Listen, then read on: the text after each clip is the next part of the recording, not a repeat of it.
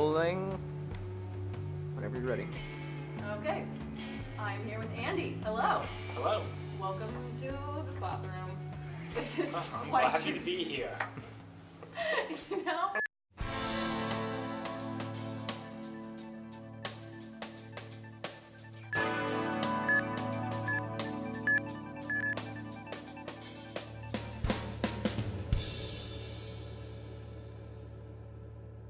Where did you grow up, Andy? In multiple places, actually. I was born in Columbia, Maryland. My father was actually one of the first residents of Columbia when it was built. Fancy. He was part of the first graduating class from Oakland Mills High School. But then before I was a year old, my parents moved to Pittsburgh, Pennsylvania. Uh-huh. And then when I was 3, they moved to Greensboro, North Carolina, which is, it's a small town in central, okay, not a small town, it's a small city in central North Carolina. Mm-hmm. And then we moved to Charleston, South Carolina, and then when I was 12, we moved back here, and I've been living here ever since. So I grew up mostly in North Carolina and in South Carolina. That's a lot of places. Yes, it is. How long did you stay in North Carolina, you said? I was in North Carolina for 5 years. I think I was in South Carolina for 3 years. So I've been here longer than everywhere else, basically. Like I was here all through high school and for most of middle school. Do you when still I was a have kid. vivid memories of those Yes, places? yes, I do. I have vivid memories of both of the places. Nice. Which one did you like better, North or South? I like North Carolina a lot, Yeah, actually. sure. Where I lived, it was a very nice little city we lived in. It was kind of a backwater, but it wasn't like the middle of the country. We had like one stop. Like there was a downtown. Right. There was stuff there. It was a very nice place. Nice. Cool. But you like Maryland the best? No? It's hard for me to decide because when I lived in North Carolina, like I was 9 the last time I lived there, and I've never been back. That's true. So You've never been back? I've never been back. Oh, No, man. I'm planning on going back to South Carolina this summer because there's like touristy stuff to do there. There's a beach. There's other stuff to Yeah, do. totally. But I've never been back to North Carolina. So I really don't know if I went back there whether I would like it as an adult now. Yeah. Or whether I would just find that it was a terribly, just like a depressing, boring place. And I never, how did I live here? Yeah, exactly. Going back to things when you were a child, or like, how did that get so small? You know, when you went to high school, which high school was it? I was Was it- homeschooled, actually. You were homeschooled. Yes. Hey, cool. I've been homeschooled since 3rd grade. Did you like it? Yes and no. I liked the first part. I liked it when it was in North Carolina. There are a lot of people who are homeschooled. For an area that's not very populous, there are a lot of homeschoolers. And there was a big community. Like there was always stuff going on. We'd go on group trips. Every Wednesday we'd Like go co-ops. roller skating at this rink. Yeah. Cool. Yeah, there was a lot of stuff. But then when we moved to South Carolina, most of the people there were Christian homeschoolers. Even though I'm a Christian, these were Christians who have been pulled out of school because they wanted to teach their kids a certain way of teaching. To tell a little, I remember there was we went to this person's house once to do this like little science group project about asteroids. And so I remember she was talking about how asteroids went around the sun, like reading from this little workbook. And then she said, oh yes, but you all know that God's the supreme control of the universe, or something like that. Okay, so it was very limited. Yes. I understand. Yes. Cool. And so, did that mindset change when you came to Maryland? No, it got worse. It got actually. Yeah. worse? I really, when I moved here, I really started to not like homeschooling, and that was partly because I went to 4 different co-ops in my 4 years of high school. I went to 2 of them twice, one in my freshman year and one in my senior year. Okay. And then I was in a secular co-op, then I was in a Christian co-op, then I was nowhere, and then I was back in the secular co-op again. Okay. By co-op, you mean just a group of students who are also homeschooled that kind of meet once a week? No, well, the first 2 co-ops I was in, they would meet on Thursdays, and we would have academic classes, Okay. like for part of the day. Nice. How big were these classes? Let's see. The first co-op I went to was fairly small, so I was in a class, maybe it was 10 people, but the Okay. next co-op I went to, there were probably 100 or more people at this co-op. It was Okay. fairly big. And they really wanted like their kids to excel and get A's, but they were all, and I've always, all through high school and middle school, I was a nerd, basically. And these It's people, cool to be a nerd. yeah, it's cool, now it's cool, but at the time I didn't think it was very cool. Hey, I bet you were cool into it. Yeah. So like video games, Pokemon, what kind of nerd are we talking about? I was a video game nerd, mostly. Cool. Like even though I was the Pokemon generation, I also I was always a Star Trek nerd. Both my parents were really into Star My Trek. dad Now, loves Star Trek. yeah, so I'm a Star Trek Are you nerd as Trekkie? well. I'm not Trekkie. Are your parents Trekkie? No, they're not Trekkies. Okay. They can be, it's so cool. No.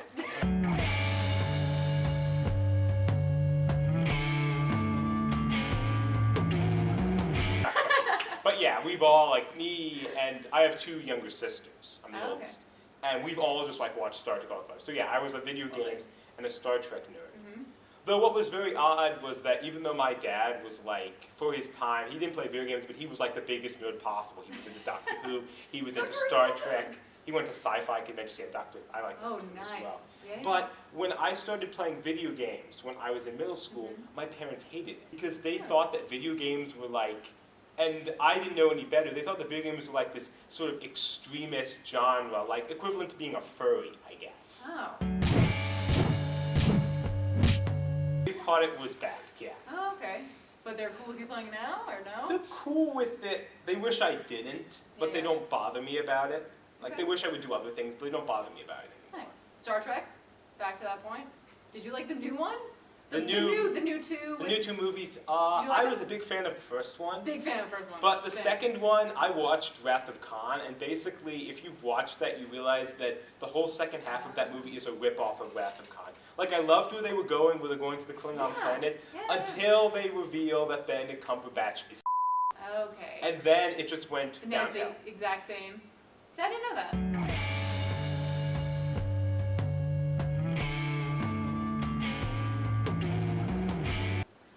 So you were homeschooled when you graduated from high school, Yes. right?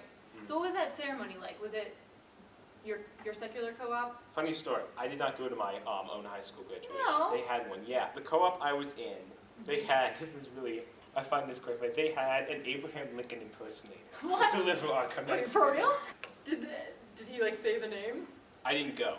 Man, I wish you went now. That's Yeah. awesome. And there were a lot of things, like I wasn't really close with the people in the Mhm. co-op. They were having this separate ceremony that was sort of for like couples, and I was not a couple, so I didn't Oh. want to go. What? There were, and my parents also, they wanted to take me to a restaurant after it, but there were no good restaurants in that area. Mhm. So we decided I would skip it. I do have a diploma that my mother Nice. bought. When I say that my mother bought my diploma, it sounds That as though I didn't graduate from high school. It does kind of I sound did. To get the actual document, she had to go to a website and order it. like a blank one, and they would like sign Yeah, it. they would, a Yeah, blank yeah. one that they filled in, and my mother signed it.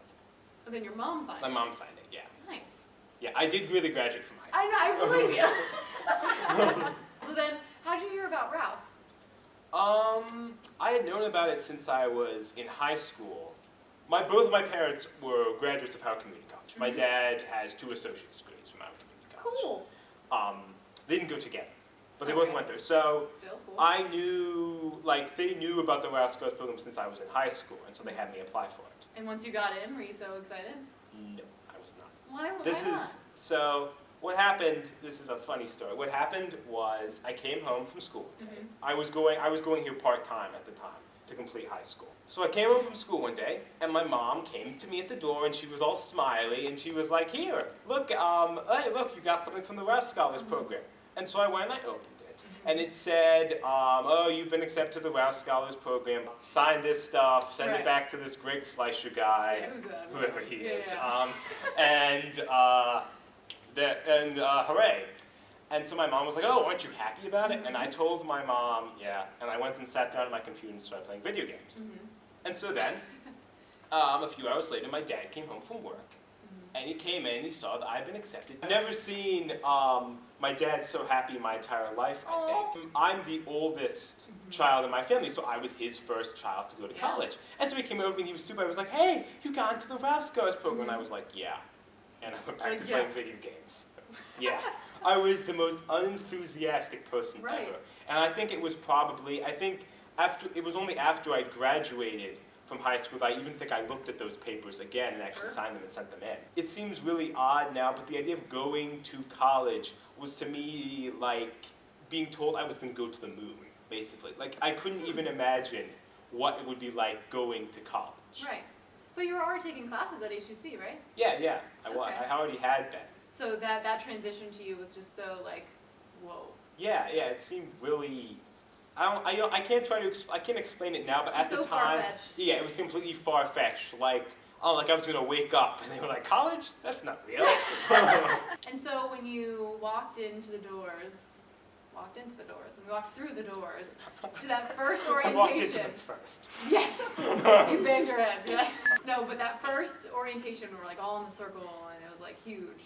Like what were the thoughts like racing through your head? I was really, really awkward. Mhm. I think I remember that I sat, like, with a chair between me and every other person. And then I think eventually Daniel Beshner moved to sit next to me. Oh, And he was the Besh. first person I ever spoke to, I think, who was a Rouse scholar. But yeah, it was just really awkward and kind of daunting because there were, what, like 39 of us or something? I was terrified. I Yeah. was like, what did I get myself Yeah. into? I don't want to be here. But did you have any regrets or no? Well, I mean, the alternative was get a job at Walmart or something like that. True. So I didn't regret having become a Rouse scholar. I mean, At that moment. At that moment there was nothing else I could have done. Okay. And there was never any, even though I was kind of unenthusiastic about college, there was never any thought in my mind that I would not go to college. Okay, Or yeah. that I would not become a Rouse scholar if I was accepted. Mhm. It wasn't that I didn't want to do it. It was just that it seemed Right. really far-fetched. Yeah. So, do you remember the first retreat? Do you have any funny stories about that? Well, so with the activity that we were supposed to do, I got left behind. I didn't end up doing my activity my first year. Which activity? I was the going to do zip line. Oh man! Yeah, what happened was I think I had like, the people I was in my room with were all doing paintball. Mhm. So I think I had like half an hour before I was supposed to be there. So I thought, well, I'm tired. Yeah. Because I've been up late the night before. I think I'll take a nap. So I took a nap and I set my phone and my phone went off. And I did wake up. I did not oversleep. Mm-hmm. And then I went down there and I think it was just on time and everyone had already left because Oh, they had man. figured everyone was there. No one knew my cell phone number, Yeah. so they weren't able to contact me. So they just figured that I had gotten lost or wasn't coming or something and left. Oh man, I'm sorry about that. Yeah. And so I walked around the whole place trying to find, Andy. because I didn't have either Madre or Dunnigan's phone Right, numbers. yeah, So I yeah. walked around the whole place trying to find them. I couldn't find them. And Uh-huh. eventually someone who had their phone number had me call them. Oh, okay. Yeah. Okay. Oh, I'm sorry that happened.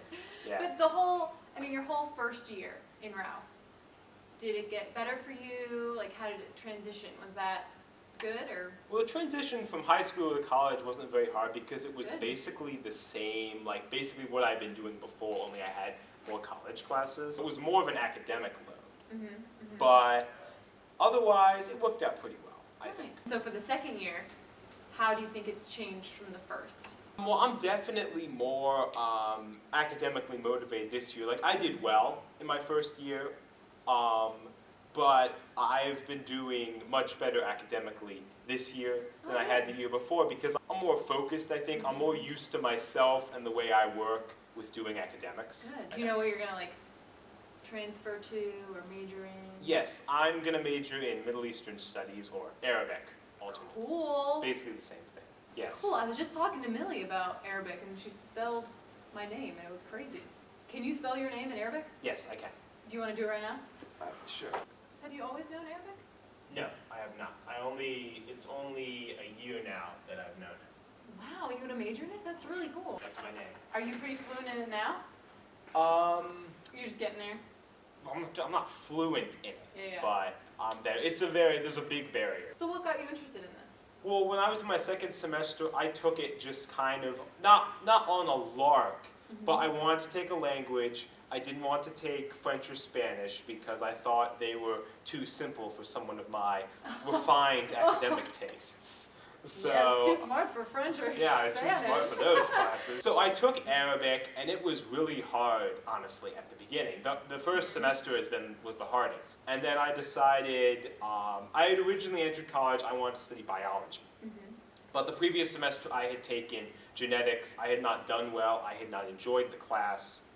And so I was just kind of in flux at that point.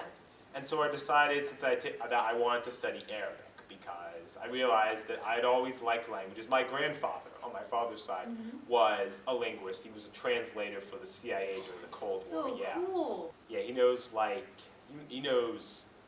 probably 7 or 8 languages. Languages like Czech and Polish and Slavic that most people don't even know. That's awesome. I don't know whether I want to work for the CIA. What I really want to do is I want to go to the Middle East because that's the Yeah. best. That's like the best thing to do is to actually be immersed in the language. This last name, like what ethnicity are you? I'm Polish. Polish. Well, on my father's side, I'm Polish. That's where the last name comes from. On my mother's Okay. side, I'm Italian and German Nice. with bits of other things. Nice. So just a little mix. Yes. Yeah, our name was originally Strakula, like Count Dracula, but it was apparently Dracula? yes, Dracula, Cool. and it was apparently mauled into Strakna. Strakna. Yes. You kind of wish it was Dracula. I do because people would always know how to spell it if it was Dracula. It That's wouldn't get true. messed up like it does. The worst time for misspelling was I have very difficult to understand handwriting, and so there was one time that I had signed can up tell. for a newspaper. When I written the K in my name, I had accidentally separated the 2 points of the K from the line, the base of Okay. it, and so I received emails that were addressed to someone called Andrew Stralenu. Because they had messed up the 2 parts of the K into an L and an E. That was the strangest one I kind of ever. want to call you Stralenu now. It's been called Straka. People always have a problem. They call it like Strakna or Strakna. Like they can't get, because it sounds It's like, just Strakna. it's just Strakna. It sounds Strakna. like and it looks like it should be pronounced like in a special way. Yeah. Because yeah, it's yeah. an ethnic name, but it Strak. really is pronounced just like the way it looks, but people always mess it up. Yeah. Well, Andy, thank you so much for talking to me. Thank you. It's been You know? good to talk. Hey.